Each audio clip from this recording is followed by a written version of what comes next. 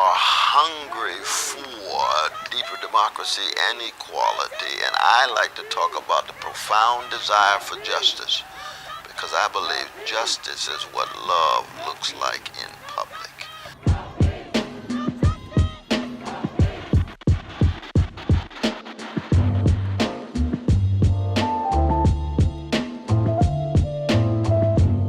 In this city, I believe that justice is an elusive thing. People, they feel when they experience it, but they can't define it. We wanted to tackle what would justice be to people inside this city who are impacted by the justice system.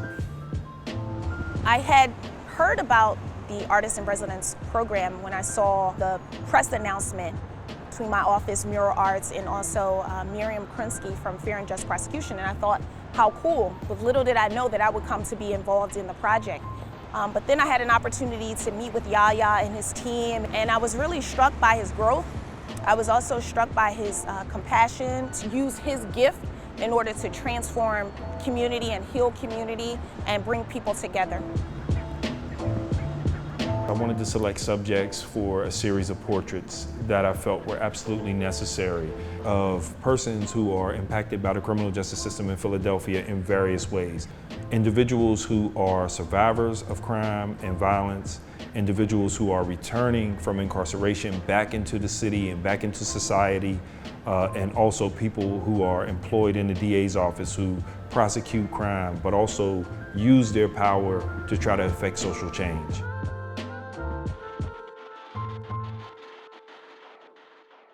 Me and Yahya met over 20-something years ago. We were actually neighbors at Camp Hill. He was starting out his incarceration, and I was starting out mine. And he told me he drew. He was an artist. So I actually went to the store, bought him some pens, paper. He'll tell you, I was one of the ones, I tell him I started his art career. When we were young, we were going into the prison. You know, you hear your stories. You're trying to figure out how to navigate it. And even in that environment, he was able to create some of the most amazing and beautiful artwork. His work would inspire a lot of people. He would create portraits for people to send to their families. So through his pen, he would reunite families. You know, these are things that go understated about the impact of his artwork.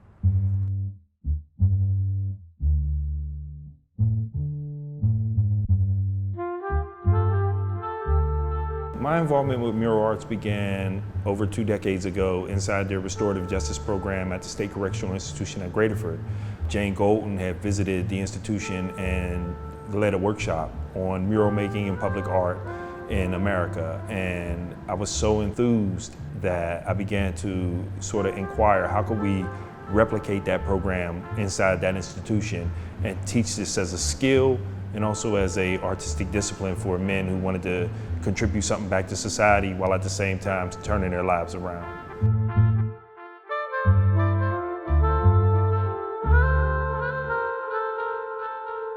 I met Yahya through a connection that we had from a juvenile lifer named Michael Smokey Wilson, who came to work with the center about 2 years ago.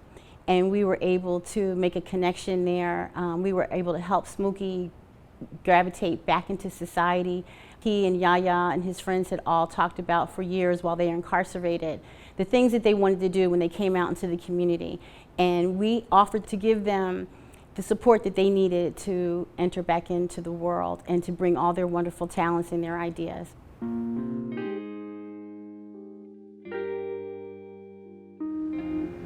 To me, it wasn't just about painting those portraits of the subjects, it was about interviewing them, learning their stories, learning what brought them to the places they were at. When you want to paint based around a theme, something that you want to resonate with people, something that you want to carry a level of integrity, create relationships with viewers, that requires something more than just technique. That requires a bond with the subject, and that also requires a level of seriousness and commitment to the portrait itself, beyond the ability to paint it. The level that I was trying to reach in these portrait subjects was to create the empathy necessary within myself to get what I achieved in a relationship with them through these interviews, to translate that through paint onto canvas. To me, it was just so profound how he had the ability to understand that every voice needed to be heard. From the district attorney's office, from the formerly incarcerated. And one of the things that he said to me, that he didn't want to stifle anybody's voice. And he knows I'm an activist on anti-violence level.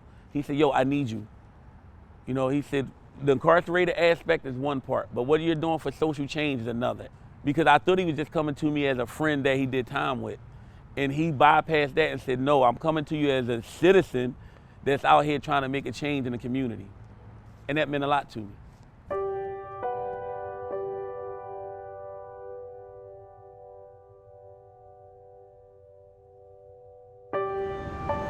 I think that he was really struck by the fact that being in my role and also appreciating his journey and where he's come from and understanding notions of justice and fairness doesn't have to be mutually exclusive, that you can't hold a candle for justice, you can't hold a torch for fairness and also believe in protecting the community and making sure that victims were also heard.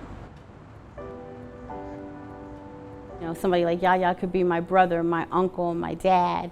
His authenticity, his vulnerability. He is not ashamed to be able to sit down and share his experiences with a whole heart, and then to be able to listen.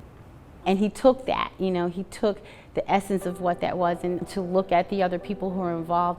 We're part of a community of people that are resilient because we're able to take our hurt and our pain and transform it into something beautiful. All the interviews contained so many moments of hope and so many moments of vision by the participants. Each one of them has experienced a particular tragedy related to the criminal justice system. And what they've done is taken that tragedy and turned it into a series of moments of triumph, not only for themselves, but for the people that they impact. So they go from justice impacted to impacting people with justice. And to me, that hope ties together these series of portraits. We need the survivors of crime and violence to come to the table with the people who are returning from prison and come up with solutions that will end violence in this city as we know it. But we also need people who are empowered by the citizens of Philadelphia as district attorney and ADAs to use their authority to help those two groups affect the critical element of change, which is justice in that particular sense. I think Yahya, including all of these different persons who are impacted by violence, who are impacted by justice system involvement, recognizes those fundamental principles of restorative justice, which means that everyone should be acknowledged, everyone needs to have a voice, needs to have a say, and their perspective should be included in order to really begin to bring healing and to bring closure to those situations whenever possible. The opportunity to be acknowledged as human. That's what justice is to me.